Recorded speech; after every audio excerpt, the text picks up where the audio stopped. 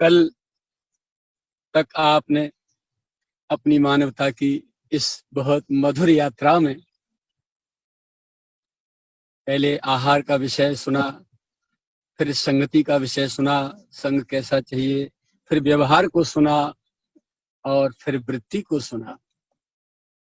वृत्ति के प्रसंग में कुछ बातें और कुछ उदाहरण शेष रह गए थे और समय कम पड़ गया था, इसलिए आज वो प्रसाद आपको निवेदित करते हैं।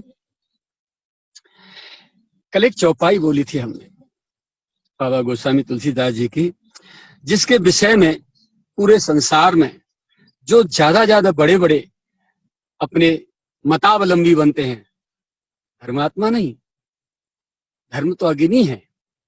चाहे कपड़े से जलाओ, चाहे मिट्टी के तेल से जलाओ, चाहे पेट्रोल से जलाओ, चाहे लकड़ी से जलाओ, चाहे फूस से जलाओ, चाहे मोमबत्ती से जलाओ, चाहे सिलेंडर से जलाओ, प्रज्वलित जो अग्नि है वो अग्नि का एक ही काम है, गए निकट सो अवश्य नसाई। जो उसको छुएगा वो निश्चित जलेगा, उसका स्वभाव है। ऐसे ही धर्म अग्नि है। अब आचरणकर्ताओं के मत अलग हों, उस धर्म को किस विधि से आचरण कर रहे हैं, तो उस आचरण की विधि को धर्म नहीं कहा जा सकता, एक प्रोसीजर है। वो कल भी निवेदन किया था, आज भी कह रहे हैं। हिंदुस्तान हिंदी भाषी है, इसलिए इसको हम हिंदू कहते हैं, अपने को हम हिंदू हैं। विदेशों में अंग्रेजी भाषा बोली जाती है, अपने को आंग्ल कहते हैं, आंग्ल भाषी कहते हैं। ये मत हैं, अपनी भाषाएं हैं, ठीक है। इस्लामिक लोग अपने को मुस्लिम कहते हैं, हम इस्लामी। इस्लाम एक मत है, सिख एक मत है, हिंदू एक मत है, वाह अपना जितने भी और जो भी बना रखे हैं लोगों ने, सब अपना एक मत है। धर्म तो सनातन है, जो जड़ है, और सनातन का सीधा सीधा अर्थ है जिसका न कोई आद न कोई अंत। भगवान की सृष्टि रचने से पहले भी जो था और सृष्टि प्रलय होने के बाद भी रहेगा और आज भी है। अब उसकी परिभाषा हम नहीं जानते तो इसका उस धर्म का दोष क्या है?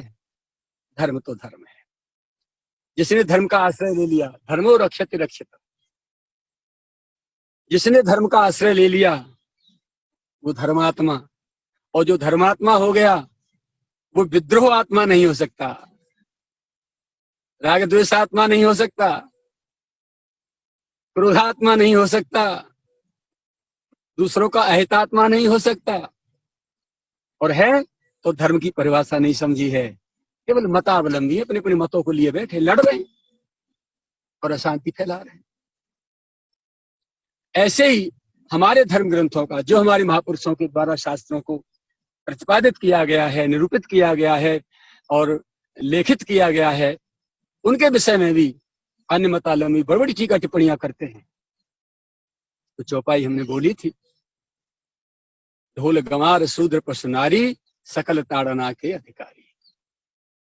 तो इसमें और कुछ नहीं मिलता उनको, केवल शूद्र और नारी को भड़काने के लिए कुछ लोग ज्यादा बुद्धि, जो अपने को चतुर समझते हैं ना, बहुत बड़े ज्ञानी समझते हैं, मैं समझता हूं उनसे बड़ा कोई मूर्ख नहीं है, जो रामचरितमानस के इन मूल मंत्रों का अर्थ नहीं समझ में आता और जो मन में आए उल्टा सीधा बक देते हैं। वो अपनी वाणी बंद कर लें। यदि जानते नहीं है तो उन महापुरुषों के पास पहुंचिए शास्त्रों का अर्थ समझने के लिए। मनमुखी अर्थ मत लगाइए, अपने आप को विद्वान समझाने के लिए, समाज में अपने को लीडर घोषित करने के लिए और अपने को नेतृत्व जो है युक्त व्यक्तित्व समझाने के लिए लोगों को हम बहुत बड़े विद्वान हैं। हमारे धर्मशास्त्रों पर टीका टिप्पणी करने का किसी को अधिकार नहीं है, बिल्कुल अधिकार नहीं है। अर्थ आप नहीं जानते तो इसका मतलब ये नहीं है कि हमारे धर्मशास्त्रों में जो लिखा है वो गलत है। अपनी बुद्धि विचारों को शुद्ध करिए और फिर जब शुद्ध हो जाए, जो आपको प्रसाद दिया जा रहा है उसके हिसाब से, उसके आधार पर जब आपके मन बुद्धि आत्मा अंतःकरण इंद्रियां एक एक सब कुछ जब निर्मल हो जाएंगे, तब आपको धर्म का अर्थ समझ में आएगा और तभी हमारे धर्म ग्रंथों की पंक्तियों का अर्थ समझ में आएगा, उन शब्दों का अर्थ समझ में आएगा। तो कल कुछ निवेदन किया था कि ढोल गंवार शूद्र पशु नारी, सकल ताड़ना के अधिकारी। देखिए हिंदुओं का सनातन धर्म ग्रंथ रामचरितमानस, ये जो है शूद्र और नारी को जो ताड़ना का अधिकारी बता रहा है, ताड़ना का सीधा सीधा मारपीट का अधिकारी बता रहा है। क्या चीज है इसमें चौपाई में? ढोल, गंवार यानी मूर्ख, बेवकूफ। कुछ पढ़े लिखे मूर्ख होते हैं, वो तो दूसरों की बात सुनकर समझ जाते हैं। जो बिना पढ़े लिखे लोग हैं, जो बिना पढ़े लिखे मूर्ख हैं, वो तो हमारी जैसे लोगों की बात सुन करके अपना मार्ग पकड़ के और अपने शांत होकर मार्ग में चल जाते हैं। लेकिन जो पढ़े लिखे मूर्ख है ना, वो अहंकार के घोड़ा पर सवार रहते हैं निरंतर। जब तक उनका अहंकार नहीं टूटता तब तक उनकी समझ में नहीं आता। तो उन्हीं जैसे लोगों को समझाने के लिए कोरोना भगवान ने अवतार लिया है। समझ लीजिए भैया, धर्म की जड़ इतनी गहरी है इस सनातन धर्म की। मैं आपको दावे के साथ कहूं, भगवान भी उखाड़ना चाहे ना तो नहीं उखड़ेंगे, क्योंकि इनकी जड़ों की सिंचाई महापुरुषों ने की है, संतों ने की है। और संतों की स्थापित किसी वस्तु को अधिकार उखाड़ने का अधिकार परमात्मा को भी नहीं है। जब जब परमात्मा ने भी अवतार लिए मनुष्य रूप में आकर के, राम और कृष्ण के रूप में, ठीक है ना, कपिल के रूप में, तो उनको भी गुरु की आवश्यकता पड़ी है, संतों के संरक्षण की आवश्यकता पड़ी है। राम जी वशिष्ठ जी के पास गए, फिर विश्वामित्र जी के पास गए, और फिर वन में कितने ऋषि मुनियों के पास गए। बिना संतों के तो राम जी का काम भी नहीं चला। मर्यादा की स्थापना के लिए मार्गदर्शन नहीं मिल पाया उनको, और युद्ध करने के लिए हथियार भी नहीं मिल पाए। विश्वामित्र जी के पास भगवान जब गए, राम जी को जो विश्वामित्र जी ले गए, जरा पढ़ के देखिए। आज लोग कहते हैं बाबा जी के पास हथियार रहते, ये रहते, वो रहते, यो रहते, त्यों रहते। ये सब क्या है? कमीशन डिपो थी संतों के पास उस समय।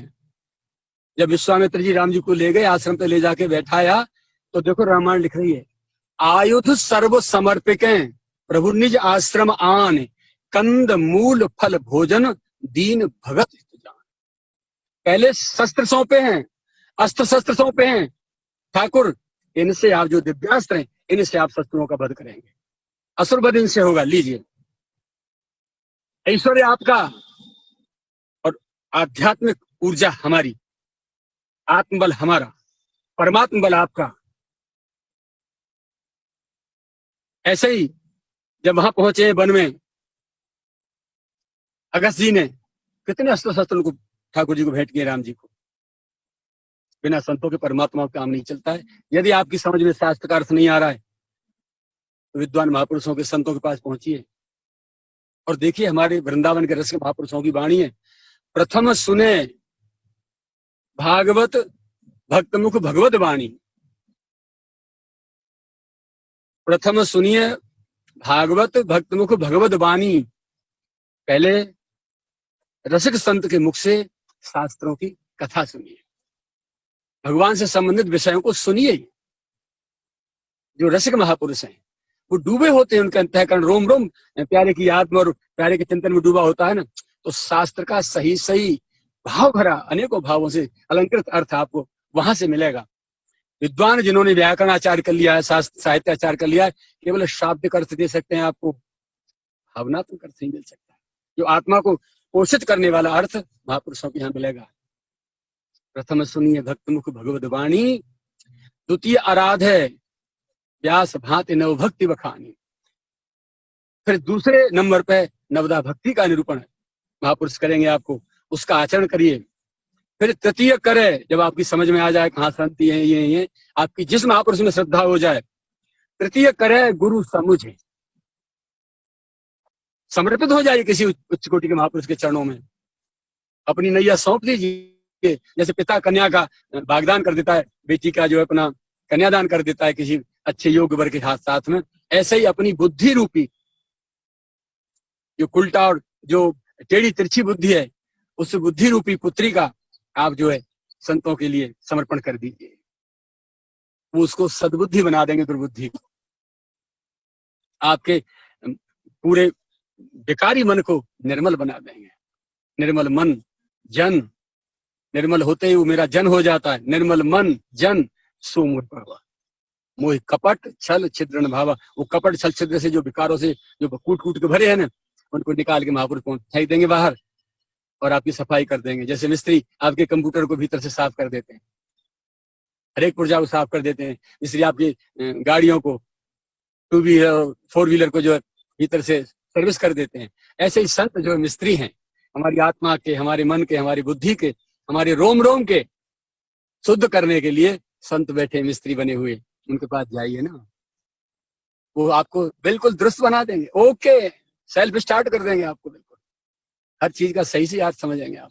और फिर आपका ज्यादा पेट्रोल नहीं खाएगी बुद्धि, मन, बहुत कम पेट्रोल में आपका काम चलेगा, ज्यादा ऊर्जा आपकी खर्च नहीं होगी, आपको ज्यादा जोर नहीं लगाना पड़ेगा किसी विषय को समझने के लिए, बुद्धि नहीं लगानी पड़ेगी, क्योंकि वहां से विवेक रूपी सॉफ्टवेयर को लोड आपको उसमें इंस्टॉल कर देंगे, बुद्धि रूपी हार्ड डिस्क में, और विवेक से फिर इंस्टॉल होके चालू हो जाएगी, हर चीज को जो है अपने आप वर्किंग में आ जाएगी। तो ढोल, ढोल को कमांड किया जाता है, मधुर मधुर चाटी से, उंगलियों से, थपकी से, जो उसमें थपकी और चाटी दी जाती है तो लकड़ी भी नृत्य करने लग जाती है, उसे कहते हैं संचालन, कमांडिंग। तो यह ताड़ना का अर्थ ढोल के लिए हुआ कमांडिंग। गंवार, गंवार पुरुष है, यदि आप उसके सामने झुकेंगे तो निश्चित ही मार खा जाएंगे आप। तो वहां आपको ये दिखे कि ये जो है न उसे शास्त्र का ज्ञान है, न उसे सामाजिक लौकिक व्यवहार का ज्ञान है, न उसके मन बुद्धि शुद्ध है, पशुवत आचरण उसका, आसुरी प्रवृत्ति है उसकी, तो उसके लिए तो एक ही सोटा काफी है। वो कहते ना, ठीक है ठीक है, अब समझ में आ गई। तो गंवार की दवा जो है विनम्रता नहीं है, ये ध्यान रखना, और विवेक युक्त से, बुद्धि से आप अपना जैसा समय आ जाए वहां उसके साथ व्यवहार करके निकल जाइए, बच के निकल जाइए, चुप होकर निकल जाइए, जैसे भी हो, समय जैसा आपको विवेक बुद्धि दे उस समय अपना व्यवहार कर लीजिए। ढोल गंवार। शूद्र, ठीक है ना, शूद्र कौन है? रावण जैसा विद्वान। मैंने कल निवेदन किया था, पूजिए विप्र शील गुणहीना, शूद्रन गुणगण ज्ञान प्रवीणा। एक संत थे यहाँ गिरिराज तलहटी में, बहुत पुराने समय की बात कर रहा हूँ, कम से कम 50 साल पहली बात कर रहा हूँ, और काली बाबा नाम से उनका, बोले काली बाबा काली बाबा। और जतीपुरा से पल्ली तरफ, पूछड़ी से उली तरफ भीतर जो है ऐरावत कुंड पर रहते थे। बहुत बड़ा बाड़ा राजाओं को बना हुआ, बाउंड्री खींची हुई, कुटिया थी, उसमें रहते थे। और दूर से उनका जो है सीधा मार्ग था कुटिया तक पहुंचने के लिए, बीच में बनी हुई थी पगडंडी एक। जो भी भक्त जाते थे उनसे मिलने के लिए तो बस सीधे बरस पड़ते थे, माँ बहन की गालियां देना, पत्थर फेंकना, ईंट फेंकना, फिर भी जो नहीं रुके, झुक करके उनकी गाली खाता हुआ, डंडे पत्थर खाता हुआ उनके पास पहुंच जाए तो पास देखी कहाँ 10 फीट रह गया है, तब फिर कितना मधुर व्यवहार करते। आजा मेरी सास के जीजा, आजा मेरी सास के मेहमान, फूफा है, तू तो मेरे बाप निकले भाई, मैंने समझी नहीं बेहा हूं, तू तो मेरे बड़ा बेहा को बाप निकले भाई, आजा। और हृदय से लगा फिर रोकते।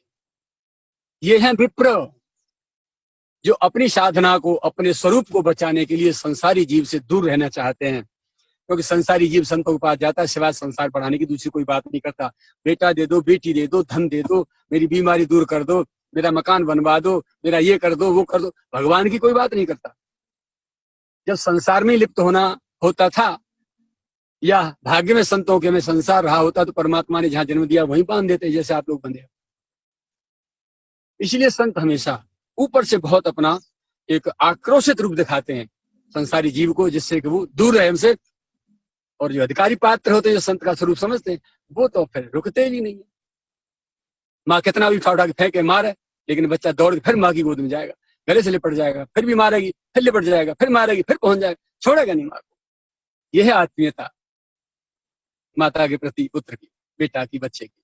ऐसे ही संतों के प्रति उन भक्तों की आत्मीयता होती है जो हृदय से पवित्र और निर्मल होते हैं, जो संत के स्वरूप को समझते हैं।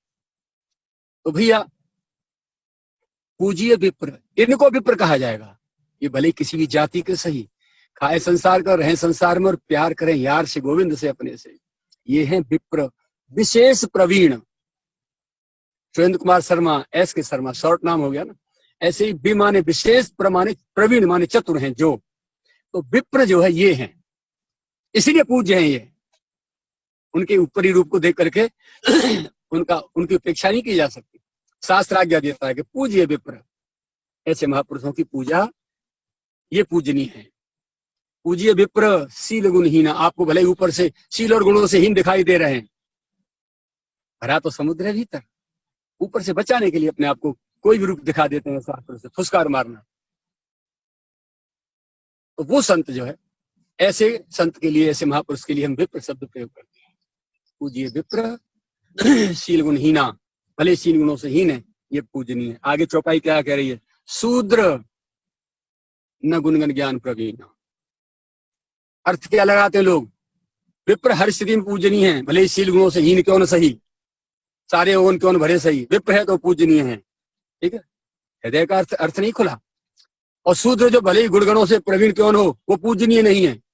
तो सीधा आक्षेप जो है इसका अर्थ लगा करके जातिवाद पर ले जाते हैं, धर्मवाद पर ले जाते हैं, ऊंच नीच सवर्ण और अवर्ण पर ले जाते हैं। इसका अर्थ ये नहीं है प्यारे। ध्यान से सुन ले कान खोल के, मेरे रामचरितमानस के विषय में, मेरी रामायण के विषय में उल्टा सीधा अर्थ लगा करके और अपमानित करने वाले लोगों को चरण वंदना करके विनम्र वाणी से निवेदन करता हूं, नहीं तो तमाचे दे के समझा दूंगा, जो ज्यादा धर्मात्मा के बच्चे बनोगे तो। शूद्र कौन है? न गुणगन ज्ञान प्रवीणा। आगे चौपाई कर समझिए, शूद्र कौमा न गुणगन ज्ञान प्रवीणा, भले ही किसी भी वंश में पूजित क्यों रहा सही, क्यों नहीं उसमें जन्म लिया हो, बड़े उच्च कुल में, बड़े परिवार में, बड़े वंश में, बड़ी जाति में, भले क्यों लिया हो। रावण कौन था? उससे बड़ा कोई विद्वान था क्या? सारे वेदों का ज्ञाता था। भगवान शंकर जिसके गुरु थे, कोई था? वो है शूद्र, जो स्वयं तो जाने लेकिन आचरण में धूल भी न हो, दूसरों को तो उपदेश करे और खुद के आचरण में कुछ नहीं हो, वो है शूद्र। जिसको आप समाज में शूद्र कहते हैं ना, मेरी परिभाषा उसके लिए जो परिभाषित होती है, मेरी रामायण उसके लिए इशारा करती है। शूद्र न गुणगन ज्ञान प्रवीण, गुणगणों में जो प्रवीण नहीं है, जिसके आचरण में नहीं है, जानता सब है, अध्ययन सब है, लेकिन वो आचरण में नहीं है, इसलिए वो शूद्र है, वो पूजनीय नहीं। भले ही जाति से हीन है। देखिए रविदास जी महाराज, अनंत कोट साधुवाद, शरण बंधन उनका, एक अपना स्थान है अलग से उनका। धन्ना जाट, सदना कसाई, समय आने पर चर्चा सुनाऊंगा इनकी, जब आगे ठाकुर जी समय देंगे, गिरिराज जी कहेंगे, आदेश करेंगे तो सुनाऊंगा। और आप शास्त्रों में वर्णित है, चरण बंधन हो रहा है। रविया दास जी मुस्लिम थी। इस्लाम में कितने कितने महापुरुष हुए हैं जिन्होंने समझा सही सही स्वरूप अपनी मानवता का, अपने धर्म का और इष्ट आराध्य का। अल्लाह कहते हैं ना, अल शब्द जो संस्कृत का शब्द है, अल। हमारे जो भक्त हैं, संत हैं, भोजन करते हैं, उनसे कहें महाराज जी, तो वैष्णव होते हैं, कहते हैं महाराज जी और ले लीजिए। जब पेट भर जाता कहते हैं भैया पूर्ण, अरे महाराज जी और ले लीजिए, महापूर्ण कर लीजिए, और रख दी साहब, महापूर्ण हो गई। लेकिन जो हमारे सन्यासी महात्मा हैं, उनसे कुछ कहा, महाराज जी और लीजिए, बोले अलम। अलम माने पूर्ण। अल शब्द जो है इसका अर्थ है पूर्ण।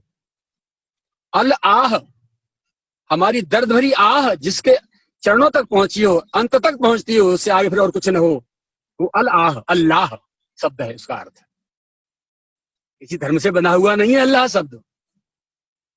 इस्लामिक लोग ही कहेंगे इसको अल्लाह। हर जीव बोल सकता है। जीवन की पूर्णता की जहां इतिश्री होती हो, जहां हमारी दर्द भरी या प्रेम भरी आवाज जहां तक पहुंचती हो, उसके आगे फिर कुछ नहीं है, और जहां की ब्रेक लेती हो, वो है अल्लाह।